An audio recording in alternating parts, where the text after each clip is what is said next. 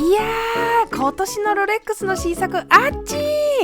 ーというわけで待望の新作来ましたよ皆さん。今年のロレックスは結構あっちちーな内容じゃないかと思うんだけど、まず結論ってことで新作のポイントを紹介すると、新モデルランドドゥエラーが登場。ロレックス流のラグスポだろこれ。そんで新ムーブメントのキャリバー7135がすんごいってことなんですよね。これ以外にも1908とか GMT マスター2とかデイトナとか新作が発表されたんだけど、とにかくランドドゥエラーに触れざるを得ない。それくらいすごいやつが登場したんだよ。そんなわけで早速ランドドゥエラーの話をさせてください。シードゥエラー、スカイドゥエラーときて、そしてこの度登場したランドドゥエラー、陸海空のドゥエラーがついに揃い踏みしたわけなんだけど、いや新しいデザインの時計が出ただけでしょって思ったら大間違い。今回の新作は見どころがありすぎるんだよね。でまず言いたいのが、ランドドゥエラーロレックス流のラグスポじゃないのかと。そういうことなんすよね。いやヨットマスターもあるけどさ、こっちの方がよりラグスポ的だと思わない？それもそのはず。1969年のロレックスクォーツとか1974年のデイトジャストとかロイヤルオークやノーチラスが登場した時期のモデルがデザインソースになっているのね。ロレックスはブレスレット一体型の時計のスタイルを再解釈するって言ってるんだけどさ、もう初見の印象が完全にオイスタークォーツだよね。まあ世間的にはティソの PRX 感があるっていうのを見かけたけど、まあ確かにねって感じはする。 PRX を紹介した動画でオイスタークォーツに似てるねって言っちゃったんで、まあおあいこということで。とにかくブレスレット一体型になっているっていうのがすごく特徴的だね。それから私が注目したのはケースの厚さ 9.8mm なんよね。一般的にはケース厚が 10mm を切ると薄型って言われてるから、これは完全に薄型と言っていいでしょう。そう薄いんだよね。しかも 100m 防水、一体型ブレスレット、薄型防水ケース、もうこれラグスポのスペックでしょ。でこれで終わりじゃないんだよ。ダイヤルのデザインを見てほしいんだけど、ハニカムモチーフのダイヤルになってるよね。こういう幾何学模様のパターンってラグスポでよく見ない？見るよね。ラグスポだよね。ってことでこれはロレックス流のラグスポウォッチと言っても過言ではないと私は思います。ちなみにこのモデルロレックスでは珍しく裏付けになっていて、その辺もなんとなくラグジュアリー感を演出してるなって。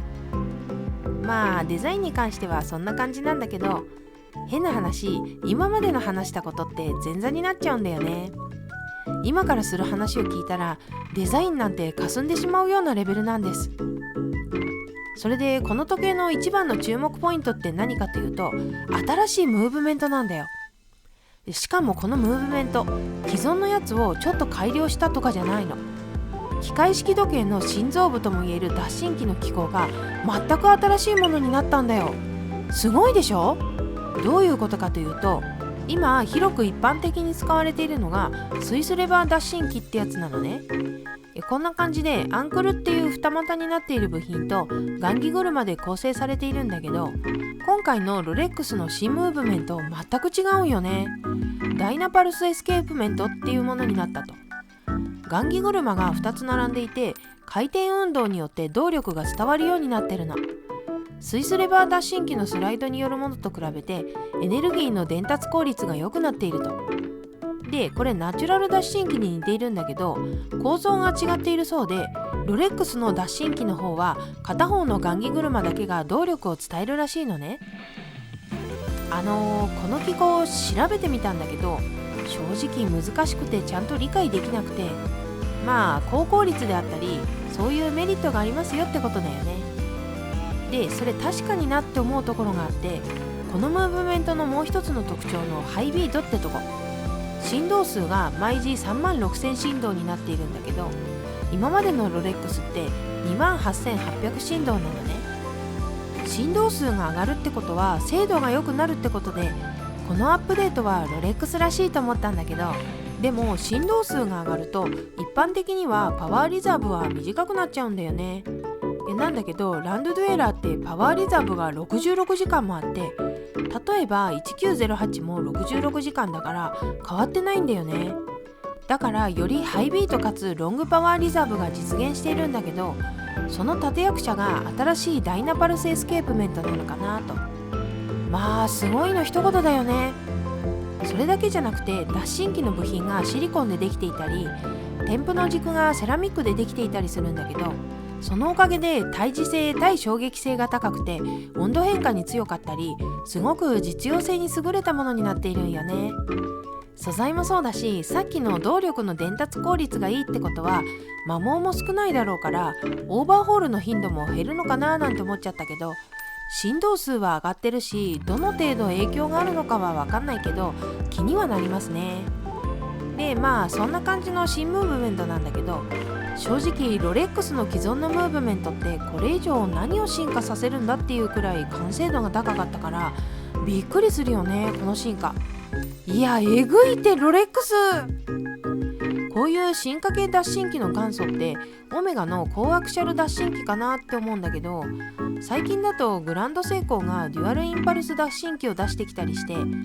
もちろん他のメーカーからもたくさん新しい脱進機って出てるけど、いよいよロレックスからも登場して機械式時計の心臓部にも革命が起こり始めている感じがするよね。はい。ということで今年のロレックスの新作見てるだけでめちゃくちゃ楽しかったんだけど、むしろ今後のロレックスがさらに楽しみになっちゃったんだよね。シンプルにランドドゥエラーの展開、デザイン違いとかそういうのがいずれ来るのかななんて思ったり、あとはこのムーブメント、もしくは機構が他のモデルにも使われていくのかななんて思ったりで、ますます目が離せなくなりそう。ロレックスがランドドゥエラーはロレックスマニュファクチュールの歴史において新たなマイルストーンとなる大きな成果だって言ってるから本当に楽しみって毎年言ってるかというわけで今回はこの辺で終わりにしたいと思います。それでは桜が綺麗だね、行こう。いやー、ウォッチーズ&ワンダース始まって新作発表ラッシュだったんだけど、皆さんご承知の通り編集が全然間に合ってなくてねやばいって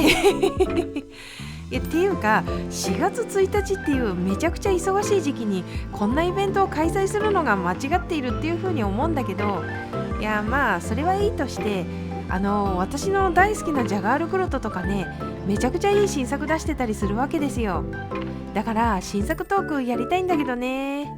まあなるべく早めに気になった新作の動画を上げていくので、寄ってきやーって感じで少しだけ待っててくれると嬉しいです。ニコ。それでは。